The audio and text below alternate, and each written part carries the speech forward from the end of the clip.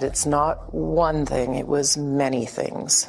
But I did not like that he'd had meetings with Jeffrey Epstein. He was evil personified. I had nightmares about it afterwards. For almost 3 decades, Melinda French Gates played the role of the dutiful partner to one of the most powerful billionaires on earth, flashing that perfect smile for the paparazzi and fiercely guarding a public image that was carefully constructed to look flawless. But then she shattered the illusion.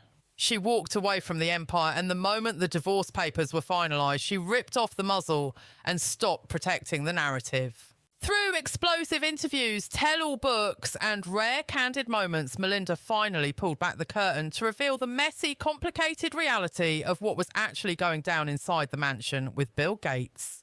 And let me tell you, the truth she exposed completely rewrote the history books on their perfect marriage. You are going to want to stick around because the secrets she spilled absolutely rattled the entire world. Before she was a tech royalty, she was Melinda Ann French.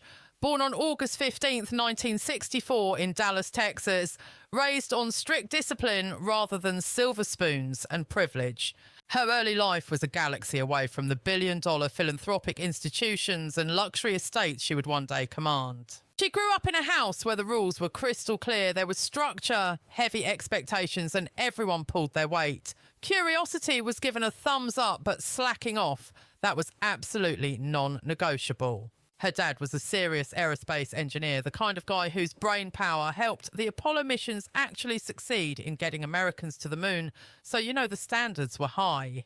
In his universe, precision wasn't just a work requirement, it was a lifestyle choice that bled into everything they did. Every detail mattered, every plan had to be airtight. Her mother held down the fort at home, acting as the family's metronome, creating a stable rhythm built on daily routine, solid values, and a quiet demand for accountability. They had a comfortable middle-class existence, sure, but it was far from extravagant, no flashy cars or over-the-top spending sprees here. Melinda was wired from a young age to understand that true security doesn't come from having excess cash, but from being meticulously prepared for whatever life throws at you.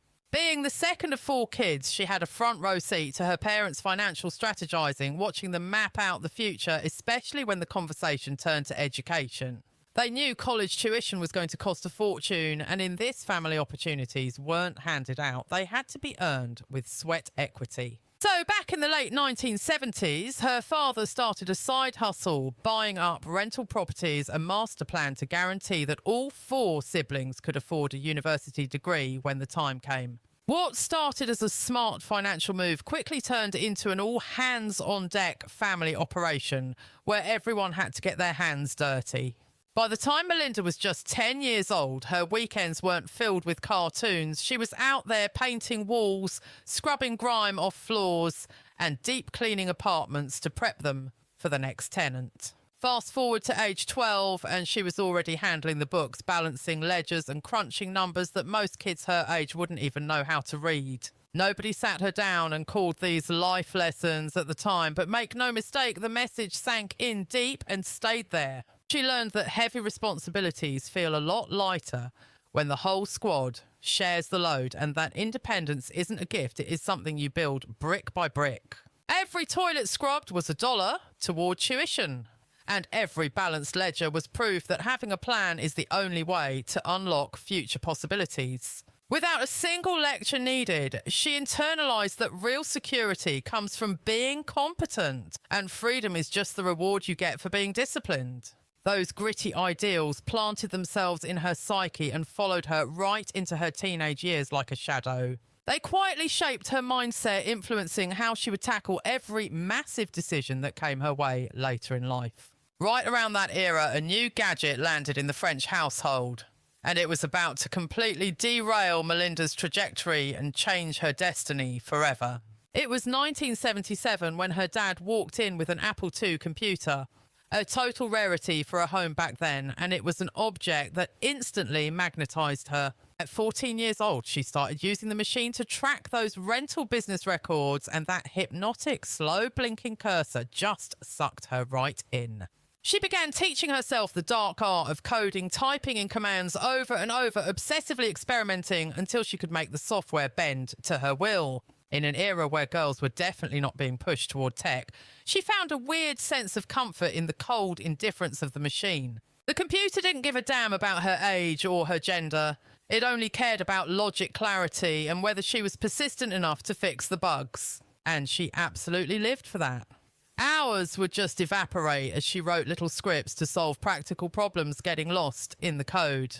Through that grind, she started to realise that technology had this superpower to bring order to a messy world and create clarity out of total chaos. That realisation stuck to her like glue, only getting stronger when she enrolled at the prestigious Ursuline Academy in 1978. This was a school famous for being academically brutal, and it was one of the first places in Texas to actually put computers inside the classroom. Naturally, she gravitated toward the math and science wing, finding computer science to be this mix of scary and thrilling, with every project pulling her deeper into a world she felt she belonged in.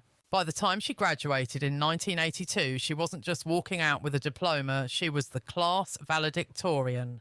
But she was carrying a lot more than just straight A's and academic honours when she left that stage. She possessed a quiet, steely confidence that tech was the future, and she was dead set on being one of the architects building it, even if it meant fighting in a world not designed for women. When Melinda stepped onto the campus of Duke University in 1982, she brought every scrap of grit and discipline from her childhood along for the ride. However, absolutely nothing could have fully prepped her for the culture shock waiting for her inside those lecture halls. She walked in as a brilliant, disciplined student with a genuine passion for coding and technology. But she very quickly realised she had landed in a toxic environment where loud confidence often masked a lack of skill, and where she was usually the only woman in the room. In those early computer science classes, the vibe was aggressive, with male students shouting over everyone else to prove their dominance. She wasn't just raising her hand. She was practically snatching the microphone, interrupting lectures with the kind of icy confidence that turned a boring classroom into a gladiator arena. This wasn't your average study group vibe. The energy in the room was electric, cutthroat, and completely unlike anything she had ever dealt with before. But every rising star hits a stumbling block, and hers came when a professor dropped a programming language on her desk that looked like alien hieroglyphics, sending her into a spiral of panic. For a split second, the facade cracked, and she found herself spiraling, wondering if she was actually an imposter who had scammed her way into the Ivy League of the South. But honey, you know she didn't let the haters or her own inner saboteur win for long. Instead of running away crying, she dug her heels in. She went full beast mode, pulling all-nighters, grilling professors, and absorbing information like a sponge until the very things that scared her became her secret weapons. Eventually, she realised that swagger isn't something you're born with. It is a muscle you flex, built on a foundation of discipline, repetition, and proving everyone else wrong. That crushing pressure turned into her favourite adrenaline rush, and by 1986, she had smashed her goals, snatching up degrees in computer science and economics like they were designer handbags. And because one victory lap is never enough, she circled back just 1 year later, at the tender age of 23, to secure her MBA, solidifying her status as an academic weapon. Those 5 intense years at Duke were basically boot camp for the boys' club, teaching her exactly how to navigate spaces where women were usually just seen as decoration. She learned the dark art of trusting her gut when the mansplainers got loud, holding her ground with a smile that said she knew she was the smartest person in the room. Talk about a full circle moment. Decades later, she would strut back onto campus as a board trustee from 1996 to 2003, owning the very place that once tried to intimidate her. But while she was slaying in the classroom, Melinda was spending her summers getting the inside scoop at IBM, the tech world's old money giant. This was where she got her first taste of real power, peeking behind the curtain of a massive corporate machine to see how the sausage was really made. The gig was grueling, rigid, and strictly by the book, but she played the game perfectly, soaking up every detail about how massive teams managed to tolerate each other. She was connecting the dots on how messy software projects actually got finished and watching how one executive decision could cause drama across the entire company. For a young woman in the early 1980s, landing these internships was like getting a golden ticket to the chocolate factory, and she knew exactly how valuable that access was. She wasn't just fetching coffee, she was mastering multimedia tools and sharpening her coding claws, developing a fierce reputation for getting things done while everyone else was just talking. Even while living on a shoestring budget in cramped dorms during those summers, she was plotting her takeover, dreaming about where this wild tech world could launch her next. For the first time, the future wasn't just a blur, it was a choose-your-own-adventure book with multiple paths to stardom opening up right before her eyes. After surviving her second tour of duty at IBM, the suits offered her a full-time gig, practically begging her to join the ranks of the corporate elite. It was the safe bet, the boring, perfect life choice that would have made her parents and professors pop champagne and sleep easy at night. IBM was the tech equivalent of royalty-stable rich and powerful, and saying yes would have guaranteed her a cushy life with zero surprises. But hold on to your hats, because during her final interview, the hiring manager dropped a bombshell that would change the course of tech history forever. In a shocking twist, she told Melinda to ignore the safe bet and look at a scrappy, chaotic little startup that was making waves up north, a risky outfit called Microsoft. The suggestion totally shook her. Moving to Seattle was scary enough, but gambling her career on a company with big egos and zero guarantees felt like jumping off a cliff. Yet the thought of playing it safe made her itch. She had never been the type to settle for a boring, comfortable existence just because it was easy. She was hungry for the hustle and the glory, so in 1987 she shocked everyone by ghosting IBM and betting it all on Microsoft. It was a move that she would later look back on as the pivotal moment when her life shifted from ordinary to legendary. Talk about making an entrance. Melinda rolled up to Microsoft in August 1987, a fresh-faced 23-year-old ready to quietly build her empire from the inside out. She wasn't there to be a loudmouth or a media darling. She was playing the long game, uninterested in the flashbulbs, but obsessed with the results. She understood the messy politics of people and systems, and those lethal skills quickly separated her from the pack of tech bros trying to make noise.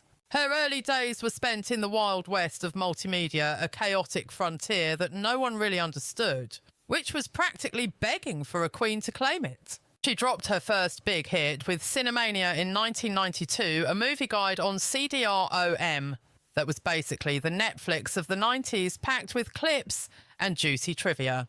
The thing flew off the shelves, selling over 200,000 copies in year one and proving to the skeptics that digital entertainment was the next big cash cow.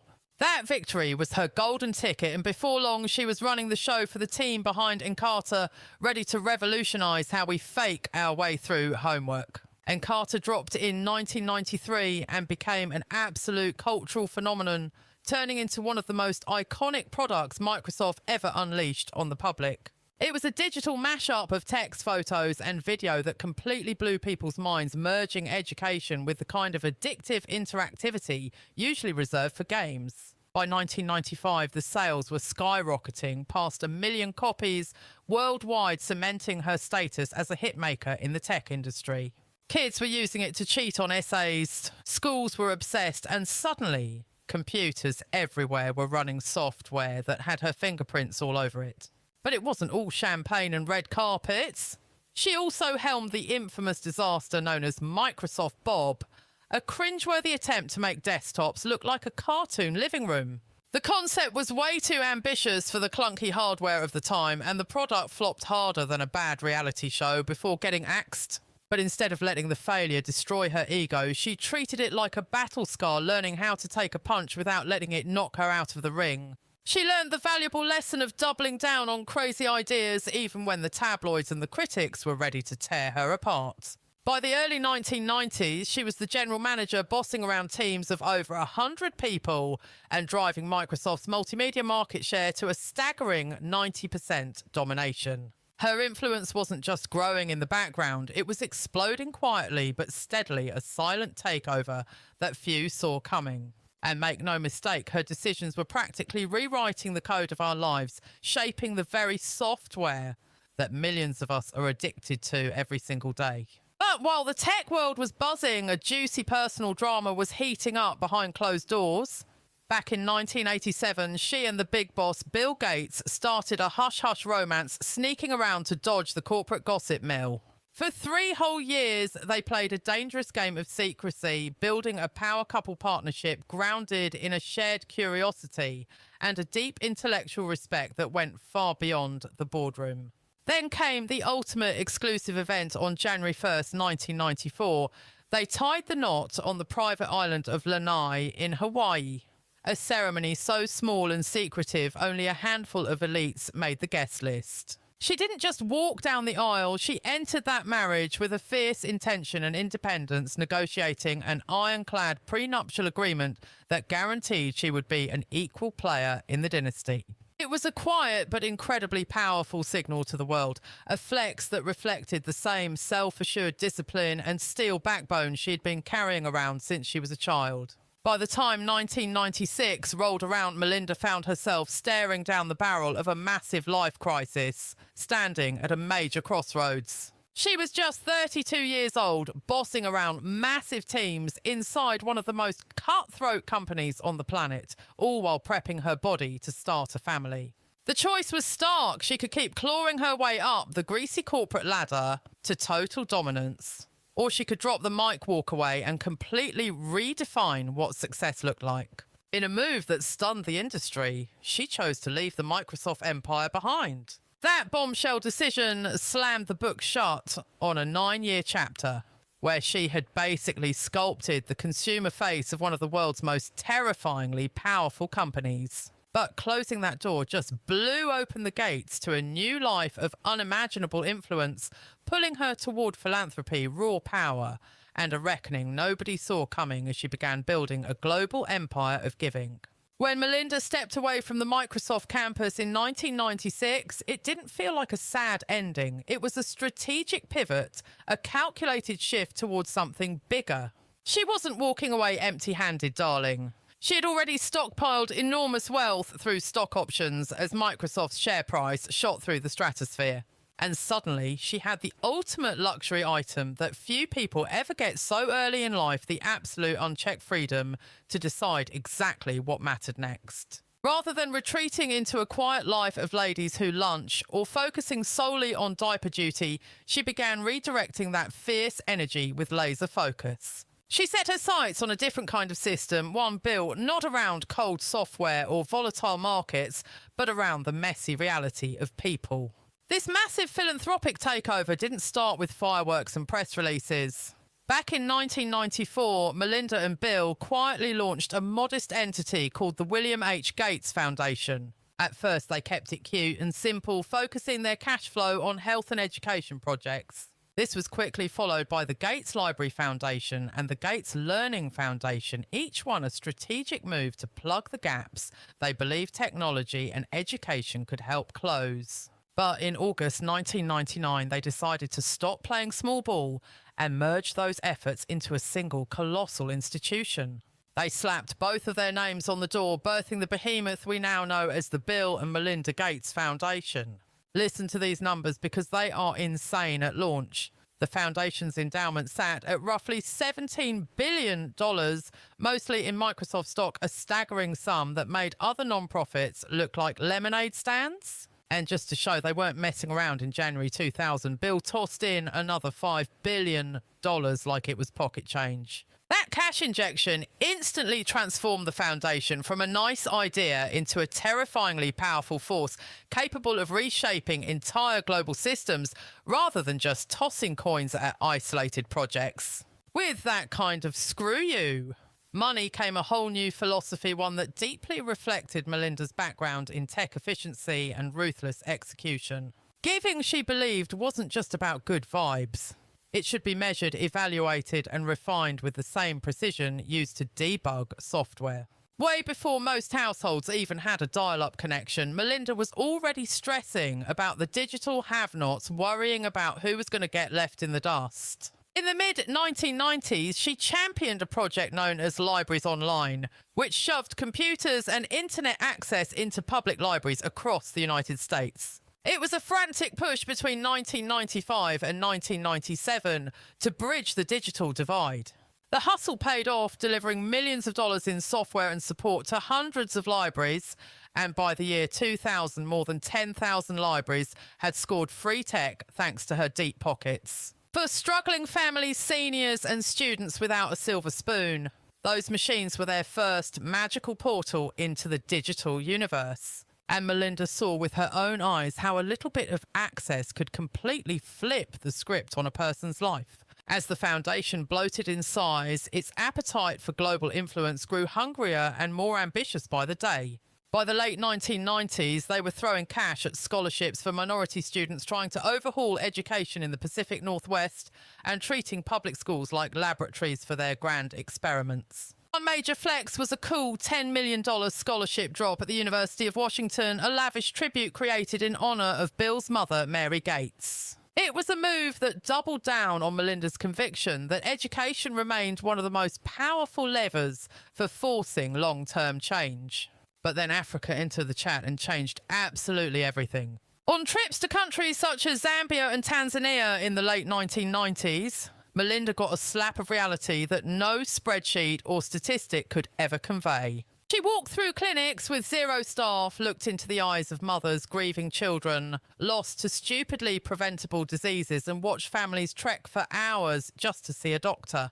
The whole experience left her absolutely rattled, shaking her to her core and igniting a fierce resolve. From that dramatic tipping point forward, global health wasn't just a side project. It would sit right at the centre of the Foundation's agenda. Under her steely guidance, the Foundation committed hundreds of millions of dollars to vaccination campaigns and family planning targeting regions with the highest child mortality rates, like a military operation. And let's be real, over time, those massive checks didn't just buy good PR. They literally saved millions of lives, cementing her legacy. From the turn of the millennium all the way to 2015, the Foundation wasn't just growing. It was morphing into an unstoppable global juggernaut, fueled by a war chest of cash that went way beyond Gates's personal fortune. We are talking about massive infusions of capital, including that jaw-dropping moment in 2006 when Warren Buffett pledged roughly $30 billion, cementing a billionaire alliance that shook the philanthropic world. By the time 2015 rolled around, the Foundation was sitting on an endowment north of $50 billion, having already burnt through the more than $53 billion on splashy health initiatives, education overhauls, and global development projects. If you want to talk about real-world clout, look no further than their headline-grabbing war against polio, a campaign that became the crown jewel of their public image. Teaming up with heavy hitters on the global stage, the Foundation flexed its muscles to vaccinate more than 100 million children, targeting critical hotspots like Pakistan and India in a massive show of logistical power. The numbers were staggering. In Pakistan alone, the annual polio cases plummeted by more than 90% between the mid-1990s and 2015, a statistic that played very well in the press. And then there was the ultimate victory lap in India, where the disease was officially declared eradicated in 2014, a moment that solidified the Gates dynasty as saviours of the modern world. Let's be clear, these weren't just boring statistics on a spreadsheet or abstract wins to discuss at black tie galas. We are talking about countless children spared from paralysis, families dodging a lifetime of tragedy, and entire communities finally getting a shot at a future without that dark cloud hanging over them. But amidst all the disease fighting, women's health started emerging as Melinda's personal brand, a defining focus that allowed her to step out of Bill's shadow. Between 2009 and 2015, she put her money where her mouth is, backing more than $1 billion in contraception programs that swept across Africa and Asia. She was determined to expand access to modern family planning in the most underserved urban jungles, specifically targeting tough areas in places like Kenya to make a real mark.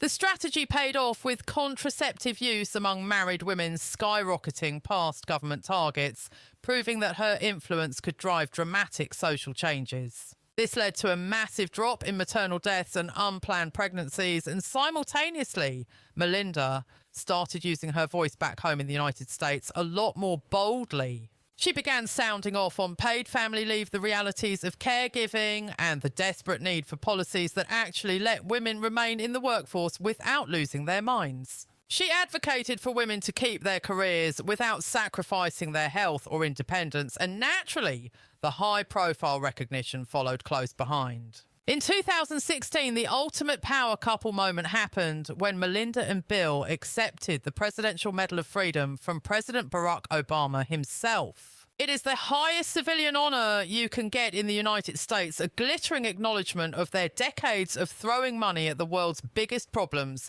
and even France chimed in with the Legion of Honor.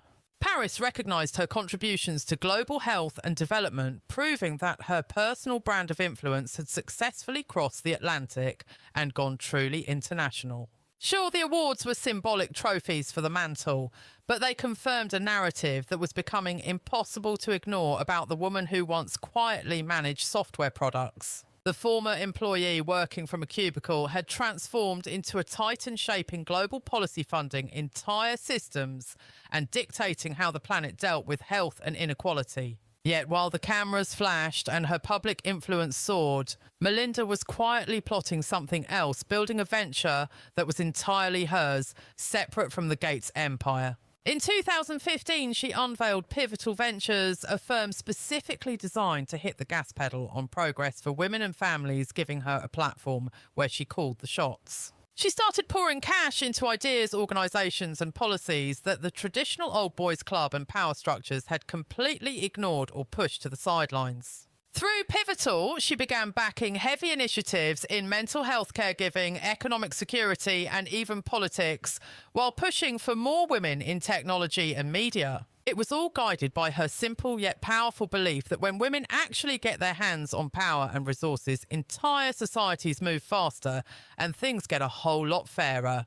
To the paparazzi and the outside world, the story looked like a fairy tale of uninterrupted ascent, unimaginable wealth, massive influence, and endless recognition. It looked like a marriage that was rock-solid united at the very peak of global philanthropy.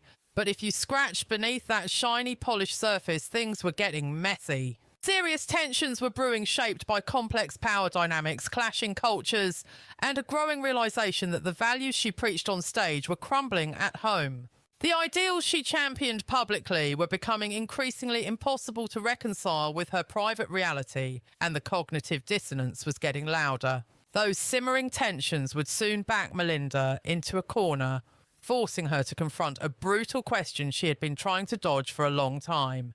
She had to ask whether the luxurious life she had helped construct still fit within the moral boundaries she claimed to believe in, as cracks began to splinter behind closed doors. From the outside looking in, Melinda's life seemed perfectly orderly, powerful and intact, but inside the marriage, the pressure had been quietly accumulating for years, like a ticking time bomb. Massive wealth and power have a nasty habit of distorting relationships, especially when one partner's influence stretches its tentacles across governments, industries, and entire continents. As the foundation turned into a behemoth and Bill's status reached god-tier levels, Melinda found herself becoming painfully aware of some uncomfortable truths. She started noticing behaviours that stood in stark conflict with the progressive values she was selling to the public, and her history of working in male-dominated tech environments kicked in. She had learned the hard way how easily absolute power could blur ethical boundaries, and she had seen enough back in her technology days to know the score. She knew that silence is often just a tool used to protect the wrong people, and over time she began to spot undeniable patterns that she couldn't unsee. It wasn't one big explosion. It was small moments that felt sketchy, stories that didn't add up, and explanations that arrived too late or made zero sense, building pressure like a sealed vessel. By the early 2000s, Melinda had evolved. She was no longer just Bill's sidekick in philanthropy. She was a star. She had become a global icon in her own right, loudly advocating for women's autonomy, safety, and dignity on the world stage. That public mission only sharpened her private radar, and the more she preached about accountability and respect to the masses, the more the hypocrisy stung. It became harder and harder to ignore the glaring contradictions inside her own marriage, and eventually those contradictions reached a snapping point. The absolute breaking point arrived in September 2013 when Melinda accompanied Bill Gates to a high-end townhouse in New York City. The property was owned by none other than Jeffrey Epstein, a man who had already been convicted of horrific sex crimes involving minors, a meeting that would haunt the marriage forever. It all went down on the very same day the power couple was set to accept a prestigious public service award at the Pierre Hotel, a glittering event designed to applaud their humanitarian empire. But instead of a victory lap, the day spiraled into what Melinda would later call one of the most skin-crawling, disturbing experiences of her entire existence. She opened up later about the encounter, describing a wave of nausea so intense she felt physically ill during the sit-down, a gut-level, visceral warning she simply couldn't shake off or rationalise away. According to her, Epstein didn't just seem off. He felt like evil personified, radiating a dark energy that told her from the second she walked through the door that something was fundamentally, terrifyingly wrong. The moment that excruciating meeting wrapped up, she didn't mince words. She laid down the law, making it crystal clear that she wanted absolutely nothing to do with this man and expected the relationship to be severed immediately. But here is where the plot thickens. What truly floored her was finding out that her ultimatum had been completely ignored. As the skeletons started tumbling out of the closet, she discovered that Bill had continued his secret rendezvous with Epstein long after she had forbidden it. It was a bombshell revelation that ignited a firestorm of fury, genuine fear, and a shattering sense of betrayal, because for Melinda, this wasn't just a lapse in judgment, it was a personal violation. This was about crossed boundaries, core values, and basic safety. Epstein stood for everything she fought against, and the fact that her husband kept that door open completely destroyed whatever fragile trust was left in the marriage. Bill would eventually take to the public stage to admit that associating with Epstein was a colossal mistake, trying to clean up the mess with a PR-friendly confession. But for Melinda, the apology was way too little, way too late, because trust doesn't usually collapse with a loud bang. It dies in silence. It erodes quietly in the background, and by the time the guilty party finally decides to say sorry, the relationship is often past the point of no return as accountability finally comes knocking at the door. As the years rolled on, Melinda's patience for the hush-hush secrecy and keep-it-quiet culture began to completely evaporate. Then, in 2017, another scandal erupted when a woman working at a bike shop linked to a firm managing the Gates money accused Bill's longtime moneyman, Michael Larson, of sexual harassment. Bill initially tried to handle the mess behind closed doors with a private resolution, but Melinda wasn't having it. She stepped in and demanded a full-blown independent investigation by an outside legal team. The accuser ultimately signed a settlement and a standard non-disclosure agreement to keep things quiet, but Melinda was far from satisfied with buying silence. She went on the warpath, pushing for a deeper, more invasive look into Cascade Investments, the ultra-secretive firm that held the keys to Bill's massive fortune. Larson denied everything, of course, but for Melinda, this messy episode marked a definitive turning point in how she handled the family business. She was officially done with absorbing the discomfort and biting her tongue just to keep up the perfect appearances of their high society life. Then, just when you thought the drama had peaked, 2019 brought another reckoning that threatened to blow the lid off everything. The Microsoft board launched a probe into an alleged intimate relationship between Bill and a female engineer, an affair that supposedly started years prior while he was still sitting in the chairman's seat. High-powered outside lawyers were brought in to dig up the dirt, and Microsoft later confirmed that yes, Bill had indeed pursued a romantic relationship with the employee. By March 2020, Bill abruptly stepped down from the board, telling the public he wanted to dedicate his time to saving the world through philanthropy. Although his camp stuck to that story, insiders whispered that the investigation played a massive role in his exit, and frankly, the suspicious timing was impossible for anyone to ignore. These allegations surfaced right at the height of the Me Too movement, putting a massive crack in the carefully curated image of the disciplined, nerdy philanthropist we all thought we knew. For Melinda, this investigation was just the public confirmation of the private nightmare she had been wrestling with behind the scenes for years. The empowering public mission she championed and the messy private reality she was living were no longer compatible. It was a total contradiction. While the tabloids and headlines obsessed over Bill's behaviour, Melinda was the one quietly carrying the crushing emotional weight of the scandal. She kept up the facade, travelling, giving speeches and leading the foundation even as crippling anxiety started to infiltrate her private world. She later confessed to suffering from panic attacks and recurring nightmares, physical symptoms that showed just how deeply the stress and betrayal had embedded themselves in her psyche. Therapy became her sanctuary, a necessary lifeline where she could unpack the layers of betrayal without completely losing herself in the process. In April 2019, she released her book, The Moment of Lift, sharing inspiring stories from her global travels. The book argued that lifting up women was the key to fixing society reading like a confident manifesto for equality on the surface. But underneath the polished text, the writing process forced her to confront the harsh truth of how much of her own identity she had sacrificed for the sake of the marriage and the foundation. Later that same year, during a getaway to New Mexico, the pressure cooker finally exploded.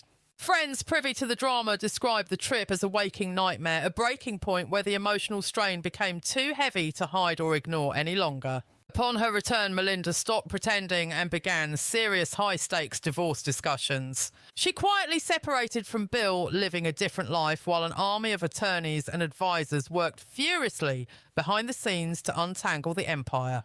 They managed to keep the separation a secret for more than a year as she prepared to walk away from what was arguably the world's most powerful marriage. Finally, in May 2021, the truth hit the news cycle like a freight train after 27 years, and 3 children, Melinda and Bill Gates, announced their relationship was irretrievably broken. The announcement stunned the globe, but for Melinda, this wasn't a sudden decision. The plug had been pulled a long time ago.